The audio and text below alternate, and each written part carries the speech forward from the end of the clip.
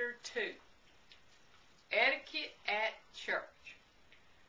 Before I got into the house of the Lord with praise and thanksgiving, I lift up mine eyes unto the town clock, from whence cometh the time to see if I am late.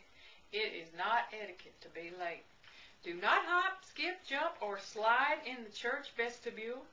Tip all the way to your seat. Be sure and do not sit in other people's pews. Jesus wouldn't care, but other people would. Paying money makes it yours to sit in. The first thing you do is kneel down and thank the Lord for your mother and your father and your breakfast and your lunch and your dinner and your lovely wallpaper and your new pink garter belt. Then you can sit and look around just a little bit. Don't turn and look around. That is not etiquette.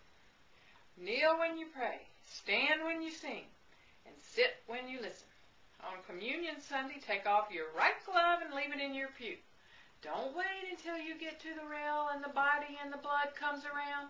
Don't try to drink up all the wine. That is not etiquette. Leave some for other people. Never punch people in church or giggle or cross your legs. Crossing your legs is as bad as scratching or walking in front of people or chewing gum or saying damn. Don't lose your place in the prayer book. Bow for the cross and for the Father, Son, and Holy Ghost. When the choir marches back to the vestry room and the minister calls out, "Goodbye to the Lord until next Sunday," then you can speak to the people. The Baptist church is next door to our church. They sing as loud as they can all the time we are trying to pray. I bet the Lord can't hear one word we say. The Baptists sing about plunging sinners in a bloody fountain drawn from Emmanuel's veins. We sing about crown him the Lord of all. And I think it's much more ladylike to crown the king than to be plunging around in a bloody fountain. I took the cotton off my sore finger once and stuffed it in my ear on the Baptist side, but just once. My mother attended to that. Of all the people who come to church, I love Miss Harris the best. Miss Harris is Mrs. Porter's auntie, and that makes her important. But Miss Harris doesn't care. She just goes on picking beans. She taught me to tell the young ones from the old ones, just like people. She says I'm a good picker. When I ride my pony out to Miss Harris, she plays for me. She plays, "See the train go round the bend, goodbye, lover, goodbye." And I bet she plays that because she knows I am with the railroad. Miss Harris is cute, and when she dies, I am going to cry and cry. Miss Harris takes me fishing, and I carry the worms in the lunch, but not in the same box. The worms are in a can. She stops by the buckboard in front of my house and hollers, "Yoo-hoo!" That's for me. Miss Harris is crippled, and it's hard for her to get out.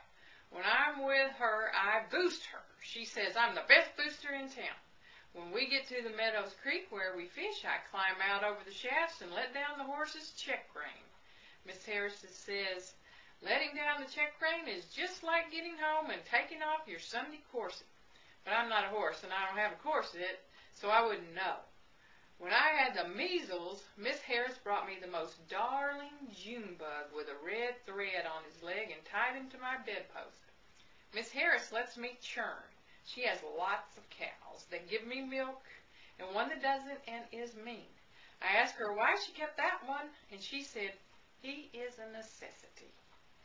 All the other cows have names, but that one, and everything should have a name, so I got me a shingle and painted Mr. Necessity on it, and nailed it on the gate where the gentleman cow stays. And Mrs. Harris says she just didn't understand why she didn't think of that herself. Etiquette is what you are doing and saying when people are looking and listening. When you are thinking is your business. Thinking is not etiquette. Hallelujah, thine the glory, revive us again. P.S. If you want to stay awake in church, go to bed early Saturday night. You can't go to the altar rail until you are 12. That is God's etiquette. You can't put on perfume until you are 16. That is Leesville's etiquette. After you are confirmed, your sponsors in baptism can't be blamed for what you do. You are on your own then, and if the devil gets you, it is your own fault and serves you just right. Amen, and the Lord have mercy.